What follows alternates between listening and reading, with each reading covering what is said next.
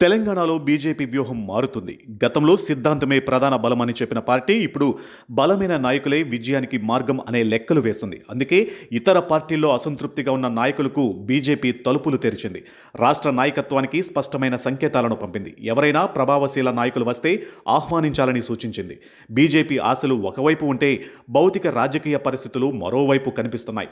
ఉత్తర తెలంగాణలో కొంత ప్రభావం ఉన్నప్పటికీ దక్షిణ తెలంగాణలో పార్టీ బలహీనంగానే ఉంది. ఉమ్మడి నల్గొండ, మహబూబ్ నగర్, ఖమ్మం జిల్లాల్లో పార్టీకి బలమైన కేడర్, ప్రభావవంతమైన స్థానిక నాయకత్వం, స్థిర ఓటు బ్యాంకు ఇంకా పూర్తిగా ఏర్పడలేదని రాజకీయ విశ్లేషకులు అభిప్రాయపడుతున్నారు. ఇప్పుడు బీజేపీ దృష్టి మొత్తం చేరికలపైనే పడింది. కాంగ్రెస్, బీఆర్ఎస్లో అసంతృప్తిగా ఉన్న నేతలను గుర్తిస్తుంది.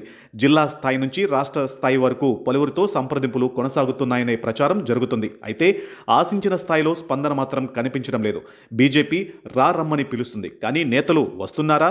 ఇదే ఇప్పుడు పెద్ద ప్రశ్న. ప్రస్తుతం అధికారంలో ఉన్న కాంగ్రెస్ అధికార అవకాశాలు లేకున్నా ఆ పార్టీ వదులుకోవడానికి నేతలు పెద్దగా ఇంట్రెస్ట్గా లేరనేది వాస్తవం. మరోవైపు బీఆర్ఎస్ కూడా తిరిగి పుంజుకునే ప్రయత్నంలో ఉంది. ఇప్పుడు ప్రజలకు ప్రత్యామ్నాయం బీఆర్ఎస్నే అన్న ప్రచారము ఊపందుకుంది. ఇలాంటి పరిస్థితుల్లో రాజకీయ భవిష్యత్తు అనిశ్చితంగా కనిపించే పార్టీలో చేరేందుకు చాలామంది నాయకులు సాహసం చేయడం లేదనే అభిప్రాయం వినిపిస్తుంది.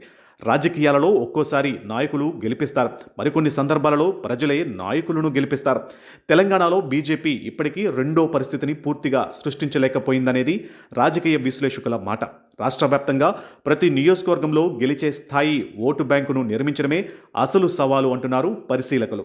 అయితే బీజేపీ వాదన మాత్రం భిన్నంగా ఉంది. కేంద్ర ప్రభుత్వ పథకాలు, ప్రధాని నరేంద్ర మోదీ నాయకత్వం, సంస్థాగత బలం, రాబోయే కాలంలో పార్టీ విస్తరణతో తెలంగాణలో అధికారమే లక్ష్యమని ఆ పార్టీ చెబుతుంది. చేరికలు కూడా ఆ దిశలో ఒక వ్యూహంలో భాగమేనని నాయకులు వివరిస్తున్నారు. కానీ రాజకీయ ప్రశ్న మాత్రం అలాగే ఉంది. ఓటర్లు మనసు గెలవకుండానే నాయకుల చేరికలతో అధికారం సాధ్యమా? దక్షిణ తెలంగాణలో బలమైన పునాది లేకుండా డబుల్ ఇంజిన్ ప్రభుత్వం ఏర్పాటు చేయడం సాధ్యమేనా? బీజేపీ తలుపులు తెరిచింది సరే, కానీ ఆ తలుపులు గుండా నడిచి వచ్చే నేతలు ఎంతమంది?